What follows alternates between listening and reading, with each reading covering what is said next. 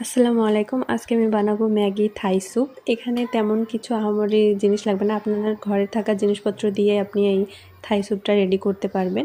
এখানে আমি কাঁচামরিচ, চিকেন, চিংড়ি মাছ মিডিয়াম সাইজের, তারপরে সামান্য একটু পেঁয়াজ, তারপর সয়া সস, টমেটো সস, তারপর রেড চিলি সস এইসব দিয়ে দিব এখানে। এটা দিয়ে দিচ্ছি আমি টমেটো সস, তারপরে এখন দিয়ে দিচ্ছি রেড চিলি সস। একটা ডিমের কুসুমও দিয়ে দিতে হবে। অবশ্যই সসগুলো দেওয়ার চেষ্টা করবেন, তাহলে স্যুপটা খেতে ভালো হয়। তারপর সামান্য পরিমাণে লবণ দিতে পারেন। তারপরে এটা হচ্ছে আসল জিনিস, এটা অবশ্যই দিতে হবে। এটা আমরা নিয়ে আসছিলাম, অনেক দিন হলো নিয়ে আসছি। ভাবছি রান্না করব, কিন্তু রান্না করাই হচ্ছিল না।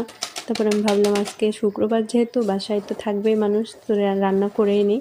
তারপরে এটাকে আমি হাত দিয়ে মেখে নিই। আপনারা চাইলে একটু চামচ দিয়েও হাত মেখে নিতে পারেন, কিন্তু আমি ভাবলাম কেননা আমার একটু হাতের ছোঁয়া দেওয়া যাক। তারপর আমি এখানে হাত দিয়ে ভালোভাবে মেখে নিচ্ছি। মেখে নেওয়া হয়ে গেলে তারপর আপনার এখানে পানি দিয়ে দিবেন পর্যাপ্ত পরিমাণে।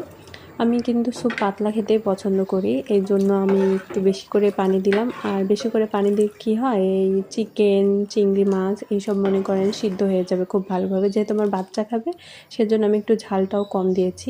আপনারা এখানে কিন্তু লেমন গ্রাসও দিতে পারেন, আমার কাছে ছিল না, এর জন্য আমি দেইনি। কিন্তু অবশ্যই এটাতে লেবু দিতে হবে, লেবু না দিলে এর স্বাদ একদমই বুঝতে পারবেন না। তো এখানে আমি লেবু চিপে দিয়ে দিচ্ছি, 2টা দিয়েছিলাম আমি।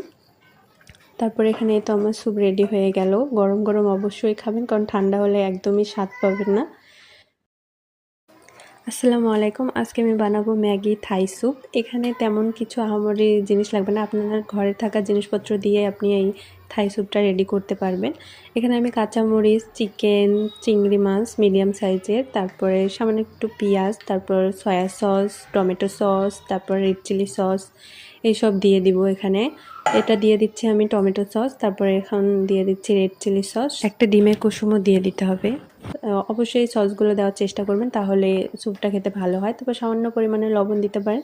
তারপরে এটা হচ্ছে আসল জিনিস, এটা অবশ্যই দিতে হবে।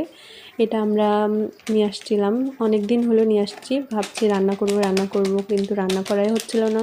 তারপরে আমি ভাবলাম আজকে শুক্রবার, যেহেতু বাসায় তো থাকবেই মানুষ, তো রান্না করেই নিই। তারপরে এটাকে আমি হাত দিয়ে মেখে নিই। আপনারা চাইলে একটু চামচ দিয়েও হাত মেখে নিতে পারেন, কিন্তু আমি ভাবলাম কেননা আমার একটু হাতের ছোঁয়া দেওয়া যাক।